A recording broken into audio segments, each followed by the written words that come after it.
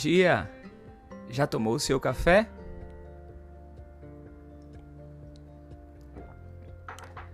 No Curta Palavra de hoje eu quero convidar você a pensar nisso.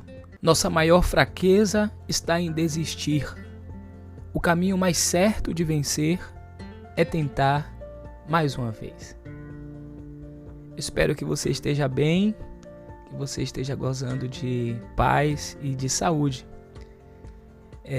Na sexta-feira, próxima passada, a gente não pôde compartilhar o Curta Palavra.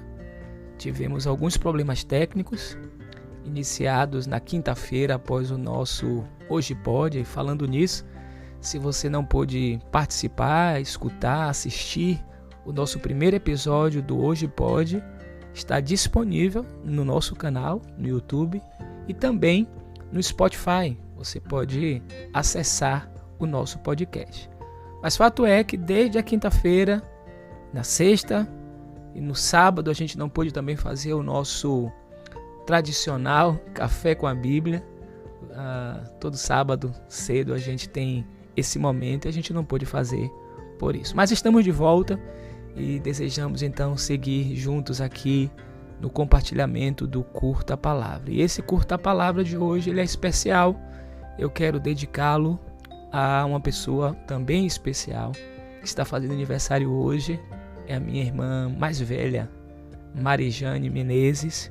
Fica aqui a minha gratidão ao Eterno pela sua vida e que você possa continuar sendo essa fonte de inspiração para aqueles que estão perto e para os que estão longe também. A sua vida tem sido uma inspiração e muito do que somos pela contribuição da sua tão virtuosa vida e o seu jeito próprio de ser. Deus te abençoe, minha irmã. Aproveite esse dia da melhor maneira possível. Mas então, vamos ler juntos o 8º capítulo da Carta aos Romanos. Vamos lá?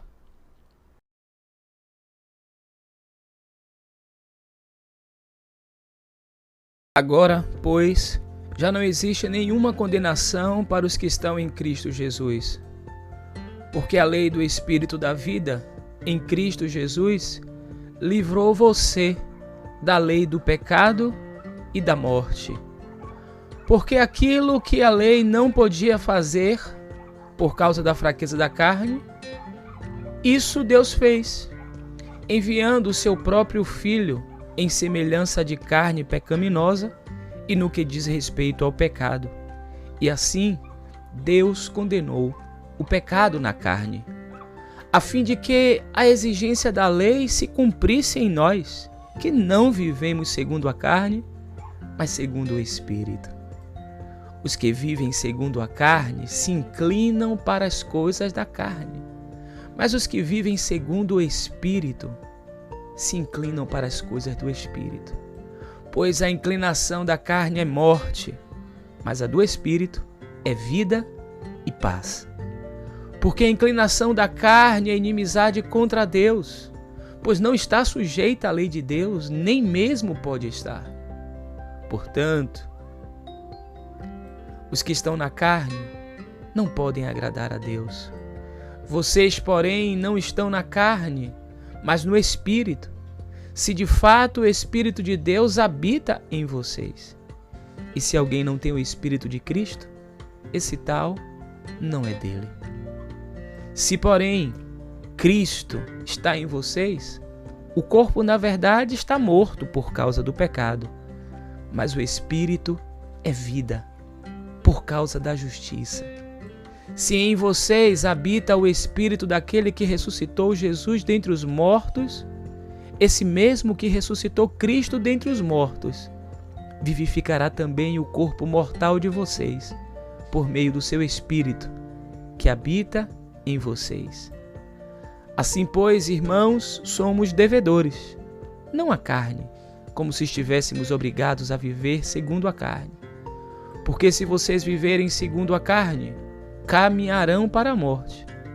Mas se pelo Espírito mortificarem os feitos do corpo, certamente viverão. Pois todos os que são guiados pelo Espírito de Deus são filhos de Deus, porque vocês não receberam um espírito de escravidão para viverem outra vez atemorizados, mas receberam um espírito de adoção, por meio do qual clamamos: Abba, Pai. O próprio Espírito confirma ao nosso espírito que somos filhos de Deus. E se somos filhos, somos também herdeiros. Herdeiros de Deus e co-herdeiros com Cristo, se com Ele sofremos, para que também com Ele sejamos glorificados. Porque para mim, tenho por certo que os sofrimentos do tempo presente não podem ser comparados com a glória a ser revelada em nós. A ardente expectativa da criação aguarda a revelação dos filhos de Deus, pois a criação está sujeita à vaidade, não por sua própria vontade, mas por causa daquele que a sujeitou, na esperança de que a própria criação será libertada do cativeiro da corrupção para a liberdade da glória dos filhos de Deus. Porque sabemos que toda a criação a um só tempo geme e suporta angústias até agora.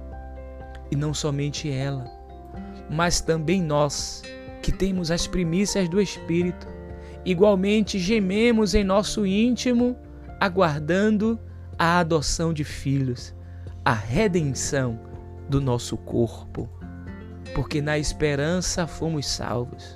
Ora, a esperança que se vê não é esperança, pois quem espera o que está vendo?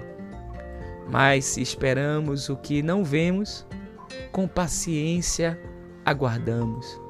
Da mesma maneira, também o Espírito nos ajuda em nossa fraqueza, porque não sabemos orar como convém. Mas o próprio Espírito intercede por nós com gemidos inexprimíveis. E aquele que sonda os corações sabe qual é a mente do Espírito, porque intercede pelos santos de acordo com a vontade de Deus. Sabemos que todas as coisas cooperam para o bem daqueles que amam a Deus, daqueles que são chamados segundo o seu propósito. Pois aqueles que Deus de antemão conheceu, Ele também predestinou para serem conformes à imagem de seu Filho, a fim de que Ele seja o primogênito entre muitos irmãos. E aos que predestinou, a esses também chamou. E aos que chamou, a esses também justificou. E aos que justificou, a esses também glorificou. Que diremos, então, à vista dessas coisas? Se Deus é por nós, quem será contra nós? Aquele que não poupou o seu próprio Filho, mas por todos nós o entregou, será que não nos dará graciosamente com Ele todas as coisas? Quem intentará acusação contra os eleitos de Deus? É Deus quem os justifica. Quem os condenará? É Cristo Jesus quem morreu, ou melhor, quem ressuscitou, o qual está à direita de Deus e também intercede por nós. Quem nos separará do amor de Cristo? Será a tribulação? Ou a angústia? Ou a perseguição? Ou a fome? Ou a nudez? Ou o perigo ou a espada? Como está escrito: por amor de ti somos entregues à morte continuamente. Fomos considerados como ovelhas para o matadouro.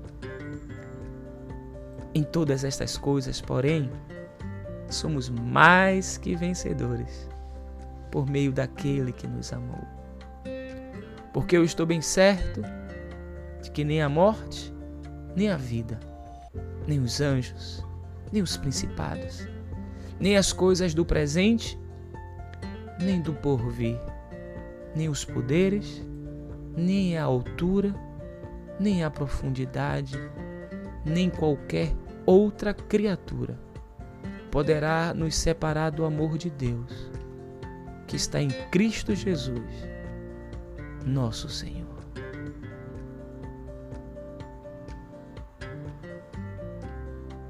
Esse capítulo ele é arrebatador.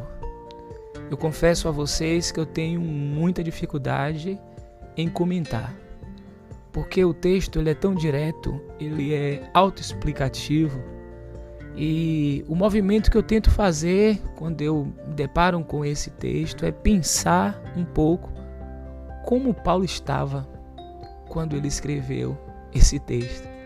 Não apenas como ele estava, mas onde ele estava. Eu não sei você, mas eu tento imaginar essas coisas, porque de fato aquilo que ele consegue receber enquanto orientação do Eterno e passar isso adiante, a sua vida impregnada com essa vida de Deus e essa revelação a partir do evento Cristo, esse texto ele é singular. Mas eu quero pelo menos deixar dois aspectos aqui.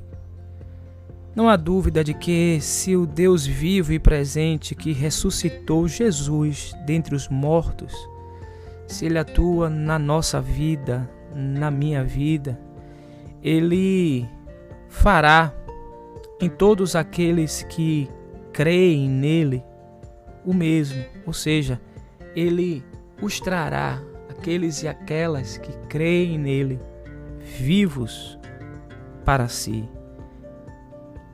E também, diante de todos os desafios que a vida apresenta, de todos aqueles obstáculos que tentam nos intimidar, tirar a nossa força, minar a nossa energia, tentar fazer-nos desistir,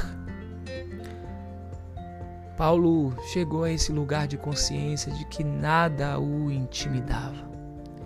E por isso ele compartilhou para aquela comunidade o mesmo: nada nos intimida. Sabe por quê? Porque Jesus nos ama. Por isso ele pôde dizer que estava convencido de que nada, quer vivo ou morto, da dimensão angelical ou demoníaca, do tempo presente ou do tempo futuro, dos lugares altos ou das dimensões mais baixas, que se possa pensar ou não, absolutamente nada pode se intrometer entre nós e o amor de Deus. Isto quando vemos o modo com que Jesus, nosso Senhor, nos acolheu. Escreva aqui nos comentários as impressões da leitura do capítulo 8 da Carta aos Romanos. Como é que esse texto te alcançou nessa manhã? Ele fala muito ao meu coração, mas eu queria ouvir você também. Quais os destaques que você faria e quais as sinalizações que o texto lhe dá para os desafios que você tem enfrentado? Eu quero dedicar para você uma canção que está baseada no capítulo 8 da Carta aos Romanos. O título dela é Romanos 8, interpretada por Áquila e Heloísa Rosa. Aqui na parte superior vai aparecer um card. Você pode clicar nesse card, ouvir a música e ser edificado por essa experiência musical. Mas também eu tenho disponibilizado um link, na verdade alguns links. Se você não conseguir acessar através do card, você pode clicar no link que está aqui na descrição do vídeo, na parte de baixo agora, e você pode acessar essa música. E eu também tenho disponibilizado o link com sugestões de leitura e outras questões relacionadas ao canal Teologia Hoje, que eu aproveito e peço, caso você não seja ainda assinante do canal, você não paga nada por isso. Se inscreva no canal, compartilhe com seus amigos, com as suas amigas, a sua rede de contatos, compartilhe esse link e também estimule-os a fazerem parte dessa nossa rede, que é o Teologia Hoje. Que esse dia seja muitíssimo abençoado para você, assim como a minha mana mais velha está celebrando esse novo dia, essa nova experiência de o seu natalício, que você possa ter um dia também muito especial, celebrando a vida, celebrando aquilo que Ele, por amor, fez em nós. Ele nos acolheu e nada pode impedir isso. Feliz terça-feira. Seu cuidado chega a me constranger.